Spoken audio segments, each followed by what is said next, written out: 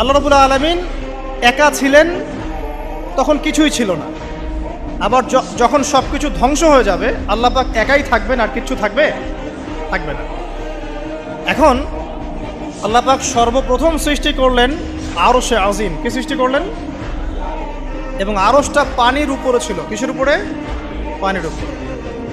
এরপরে আল্লাহ রাব্বুল আলামিন সৃষ্টি করেছেন কলম। আল্লাহ পাকের কাছে লাউহে মাহফুজ আছে। লাউহে মাহফুজ মানে সুরক্ষিত একটা ফলক। এখানে আল্লাহ পাক কলমকে বললেন লিখো। কলম বলল যে মাযা আকতুব, আমি কি লিখবো হে আল্লাহ? আল্লাহ পাক বললেন কিয়ামত পর্যন্ত যা যা হবে, শেষ দিন পর্যন্ত যা কিছু ঘটবে লিখে ফেলো। কলম লিখে ফেলেছে কিয়ামত পর্যন্ত কি কি হবে। অতএব আপনার রিজিক নিয়ে এত টেনশন করার কোনো দরকার নেই।